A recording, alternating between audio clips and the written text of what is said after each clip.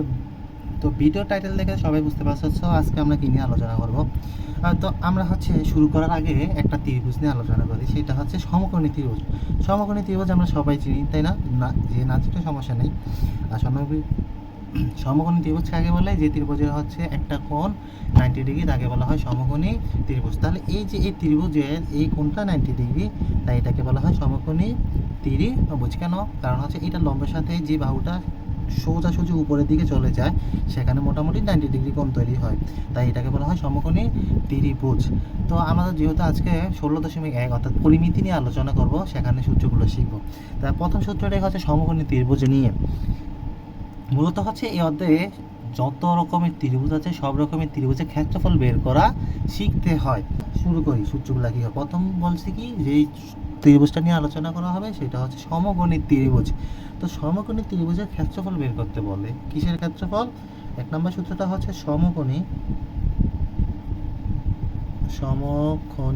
ত্রিভুজের ক্ষেত্রফল, তাই না? তো সমকোণী ত্রিভুজের ক্ষেত্রফল কি বলতো? ক্ষেত্রফল হচ্ছে হাফ ইন্টু, এটা আমরা সবাই জানি যে হাফ ইন্টু ভূমি ইন্টু উচ্চতা। হাফ ইন্টু ভূমি ইন্টু কি? উচ্চতা। ঠিক আছে। তো এখানে যারা চিনতে পারতেছে না যে ভূমি কোনটা, লম্ব কোনটা, অতিভুজ কোনটা, তাদের জন্য বলি যে সমকোণী ত্রিভুজের যে বাহুটা হচ্ছে সবচেয়ে বড় সেটা হচ্ছে অতিভুজ। সেটা কি? সেটা হচ্ছে অতিভুজ। আর যদি তুমি খাতাটা সোজাসুজি মাটির সাথে রাখো, তাহলে দেখবা যে এইটা ভূমির সাথে সমান্তরালভাবে অবস্থান করছে, অর্থাৎ এই যে এই বাহুটা। তাই এইটা যেহেতু ভূমির সাথে সমান্তরালভাবে অবস্থান করতেছে, সেই জন্য এটাকে আমরা বলি হচ্ছে ভূমি। আর ভূমি থেকে লম্বভাবে যেটা উপরে চলে গেছে সেটাকে বলা হয় লম্ব। তাহলে অতিভুজ হচ্ছে এটা, ভূমি হচ্ছে এটা, লম্ব হচ্ছে এটা। তাহলে সমকোণী ত্রিভুজের ক্ষেত্রফল যখন বের করতে বলবে, তখন তুমি সূত্রটা লিখবে যে হাফ ইন্টু ভূমি ইন্টু উচ্চতা। ঠিক আছে।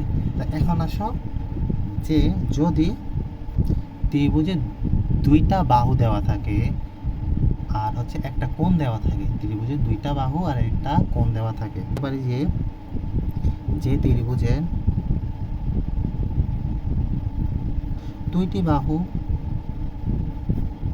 ও একটি কোণ থাকে, তার ক্ষেত্রফল, তার কি বের করব?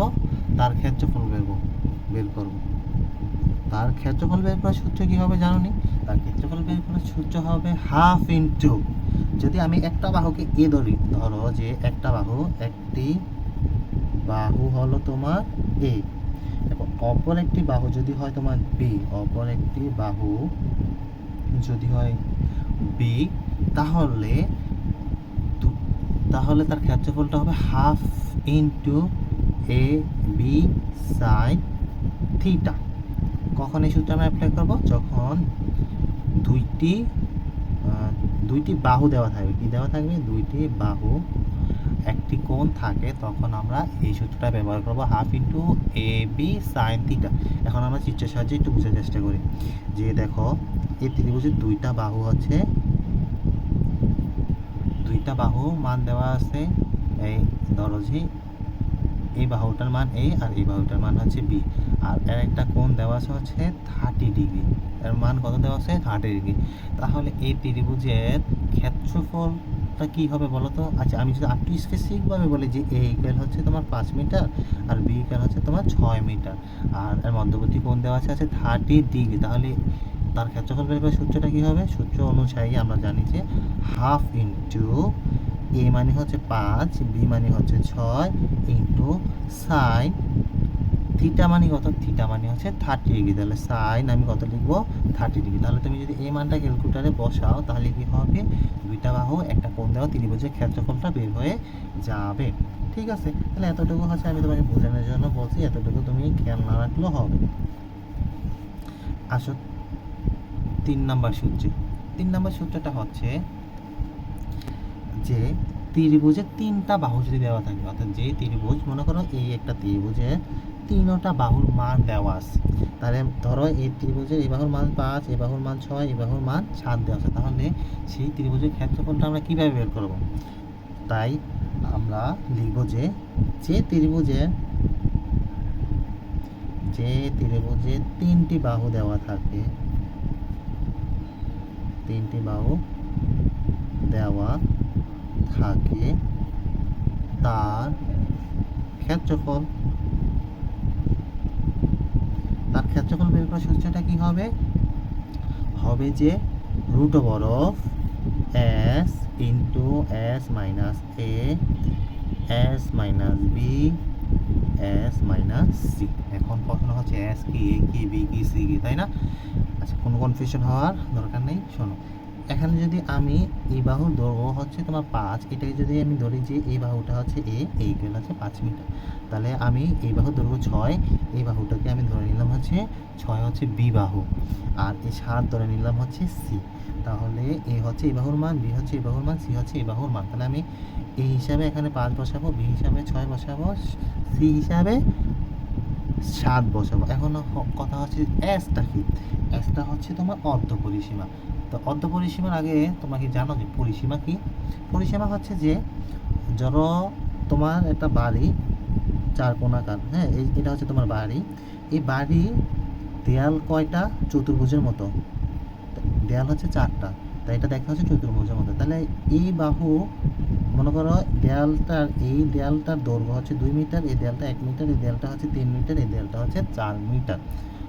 তাহলে এই যে তোমার দেয়ালের মানগুলো দেওয়া আছে, 4টা দেয়ালের মান দেওয়া আছে, এই 4টা দেয়ালের মান যদি তুমি যোগ করে ফেলো, অর্থাৎ 1 যোগ 2 যোগ 3 যোগ 4 যোগ করলে কত পাও? দেখ, 5 6 6 আর 10 5 6। তাহলে এই 4টা বাহু যোগ করলে তোমার মান কত আসতেছে? 10। আর এই 10টাকে বলা হয় পরিসীমা। কি বলে? এই 10টাকে বলা হয় পরিসীমা।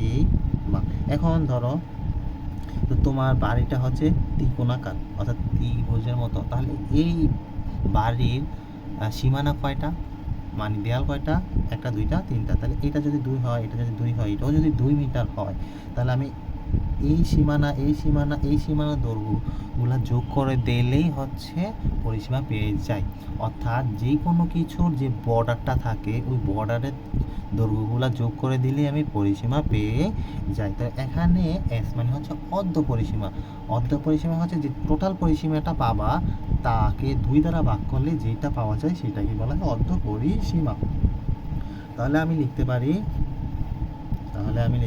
এস হচ্ছে তোমার অর্ধ তাহলে আমি লিখতে পারি কি? এস ইকুয়াল হচ্ছে অর্ধ পরিসীমা। এস মানে কি? এস মানে হচ্ছে অর্ধ পরিসীমা। তাহলে ত্রিভুজের বেলায় অর্ধ পরিসীমা কি হবে? এই ত্রিভুজের এই বাহুর দৈর্ঘ্য হচ্ছে এ, এই বাহুর দৈর্ঘ্য হচ্ছে বি, আর এই বাহুর দৈর্ঘ্য হচ্ছে সি। তাহলে আমি এই 3টা বাহু যদি যোগ করে দিই, অর্থাৎ এ প্লাস বি প্লাস সি যোগ করে যদি 2 দ্বারা ভাগ করি, 2 দ্বারা ভাগ করলে কি হবে? যে পরিসীমাটা পাওয়া যাবে, অর্থাৎ অর্ধ পরিসীমাটা পাওয়া যাবে, সেইটাকে আমরা এস দ্বারা প্রকাশ করি। তাহলে এস মানে হচ্ছে অর্ধ পরিসীমা, অর্থাৎ ত্রিভুজের 3টা বাহু যোগ করে 2 দ্বারা ভাগ করলে কি হয়? যে অর্ধ পরিসীমা পাওয়া যায়। তাহলে বুঝতে পারছো এস মানে কি? তাহলে এখানে কথা হচ্ছে কি, যে ত্রিভুজের 3টা বাহু দেওয়া থাকলে তার ক্ষেত্রফল বের করার সূত্র হবে root over of S into S minus A S minus B S minus C. তো 4 নম্বর সূত্রে সমদ্বিবাহু ত্রিভুজের ক্ষেত্রফল বের করার সূত্র। সমদ্বিবাহু ত্রিভুজের ক্ষেত্রফল। সমদ্বিবাহু ত্রিভুজ কি? কেউ কি জানি? যারা জানি তো জানি, যারা না জানি তাহলে এখানে তাকাও। ধরো এ একটা ত্রিভুজ, এই ত্রিভুজের এই বাহুটা সমান, অর্থাৎ 2টা বাহু সমান। এই বাহুটা সমান হইলে হয়ে যেত সমবাহু ত্রিভুজ।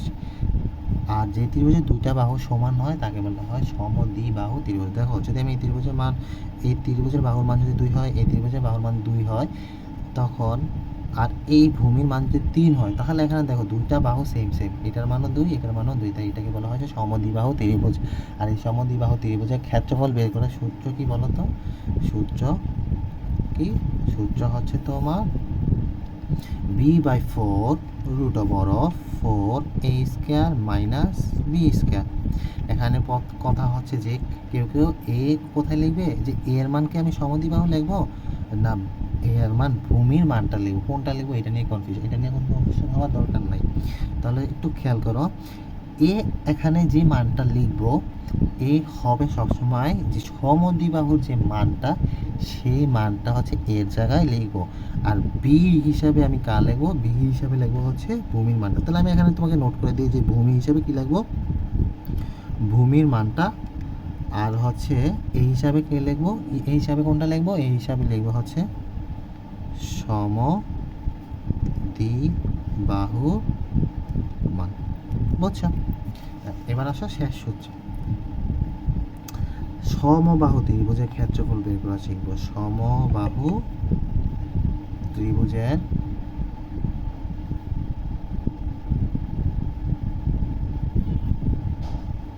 ক্ষেত্রফল। সমবাহু ত্রিভুজ কি, যে ত্রিভুজের তিনটা বাহু সমান তাকে বলা হয় সমবাহু ত্রিভুজ। অর্থাৎ এই ত্রিভুজের মানও যদি 2 হয় তাহলে এটার মানও 2 হবে, এটার মানও 2 হবে। তাই এখানে সবগুলা বাহুর মান সমান সমান হওয়ার কারণে একে বলা হয় সমদ্বিবাহু ত্রিভুজ। সমদ্বিবাহু ত্রিভুজের ক্ষেত্রফল বের করার সূত্রটা কি বলো তো? সূত্রটা হচ্ছে √3/4 এ স্কোয়ার, আর অর্থাৎ বাহু স্কোয়ার। এই মানে কি, এই মানে হচ্ছে বাহু। অর্থাৎ আমি যদি এই যে তোমার একটা বাহুর দৈর্ঘ্য যেহেতু 2 মিটার, আমি যদি একে 2 ধরে নেই তাহলে এই বাহুর মানও 2, এই বাহুর মানও 2। অর্থাৎ এই দ্বারা এটাকে বোঝে, এটাকে বোঝে, এটাকেও বোঝে। অর্থাৎ এই দ্বারা মূলত বোঝাচ্ছে আমাকে বাহুর দৈর্ঘ্য। তাহলে সমবাহু ত্রিভুজের ক্ষেত্রফলটা কি হইতেছে, যে √3/4 এই মানে হচ্ছে বাহু, এই মানে হচ্ছে বাহুর মানটাকে বোঝাচ্ছে। তাই আমি এখানে লিখে দিই √3/4 বাহু স্কোয়ার। তাহলে এই 5টা সূত্র যার আর জানা থাকবে সে কি করতে পারবে, পরিমিতির অঙ্কগুলো খুব সহজেই করতে পারবে। ঠিক, বইয়ের অঙ্কগুলো ধারাবাহিকভাবে আপলোড করতে তাহলে কমেন্ট করো, আমি হচ্ছে নিয়মিত অঙ্কগুলো আপলোড করে দিব। সে পর্যন্ত ভালো থাকো।